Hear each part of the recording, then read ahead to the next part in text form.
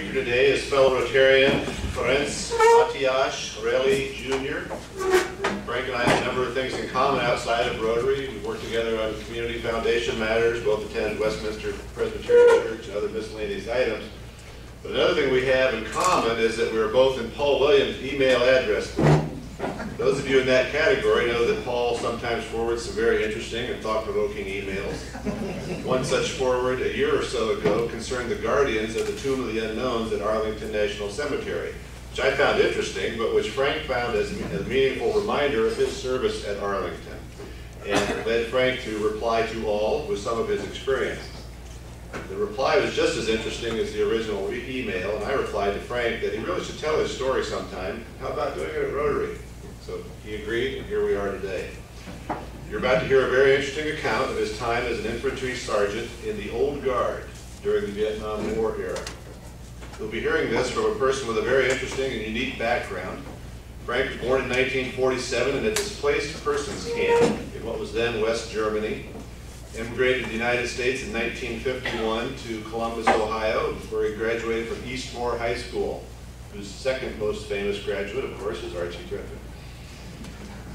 Frank also has a BS degree in microbiology from the Ohio State University and began his civilian career as a department store buyer, then moving on to consumer products manufacturing with Gott Corporation in Winfield, Kansas.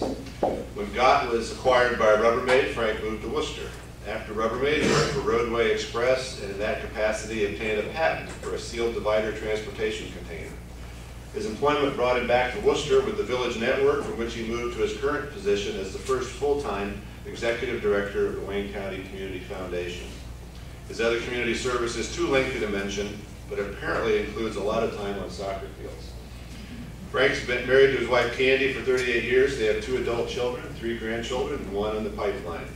In short, we have with us today an immigrant, citizen, soldier, marketer, inventor, administrator, volunteer, family man, coach, organizer, sailor, and Rotarian with an interesting story to tell. Please join me in welcoming Ferenc Relle.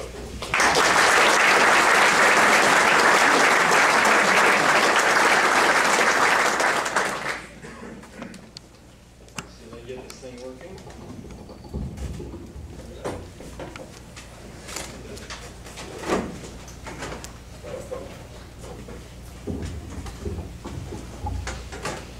Well, first of all, thank you very much for having me here. As Doug mentioned, I was born in Germany right after the war, in a small town called Landshut.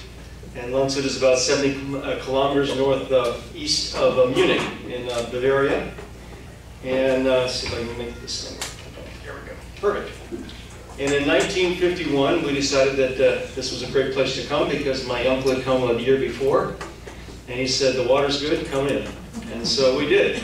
But the water wasn't very good. It was really high seas. We actually lost 2 sailors on the trip over.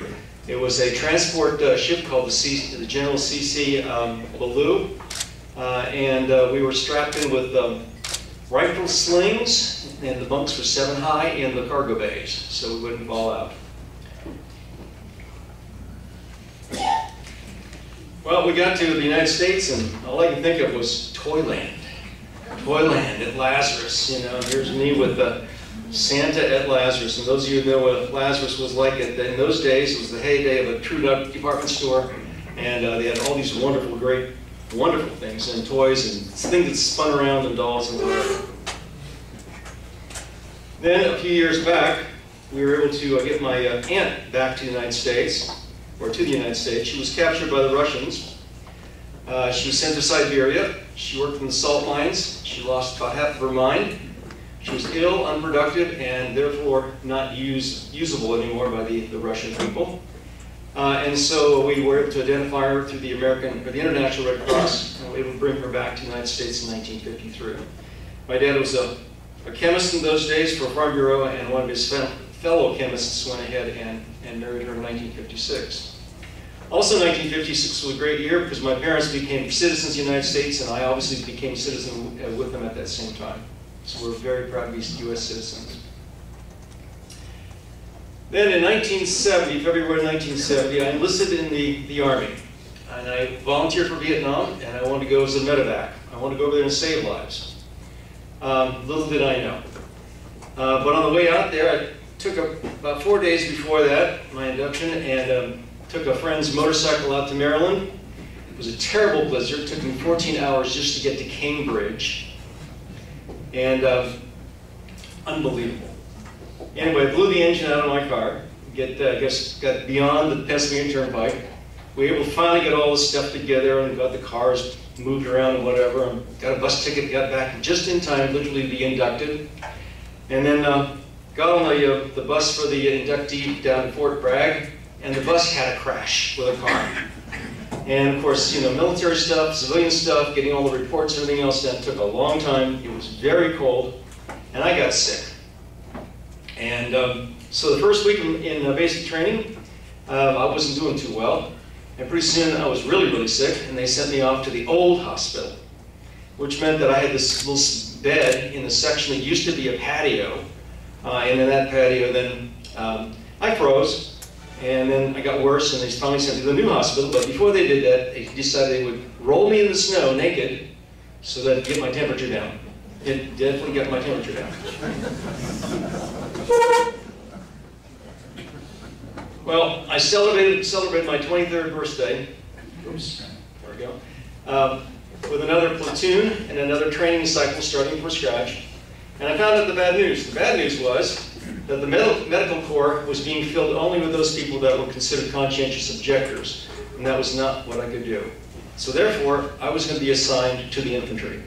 So instead of going over to save lives, I was going to go over and kill lives. I was not going to be a truck driver, not a cook. I was going to go over and kill people. Well, like so many other things in life, the hand of God gets in there, and make sure I get the right, yes. The hand of God steps in the way sometimes for you, and that certainly helped me that time. So I learned how to be an infantry person at the AIT, or AIT, which stands for Advanced Individual Training at Fort Jackson. And 8C rations, these rations were built in 1950. Didn't think this is 1970 at that time period. And we were coming up the 4th of July weekend. It was unusual that it would be a weekend, and we got a chance to take that day off, and we actually got to go off post and to celebrate, which we did. It was also the beginning of the month, and everybody knows what happens with the beginning of the month with servicemen. Okay, they get paid. And two guys jumped me. And I busted my nose several different places and screwed up my olfactory nerve, and still have some things in my eyes, some floaters there because of that. But they did a lot. I had a lot of blood all over me, and none of it was mine, so I guess I must have done some damage. Anyway, we still had a big PT test to take, and I couldn't even see out of one eye, but I seemed to do pretty well with that because Colonel James Lay, the Brigadier Commander, made me the Outstanding Training Award. Of the 5,000 people at that particular fort, they interviewed 7 people to see if they wanted to be part of the old guard, and I was one of 7, and I said yes.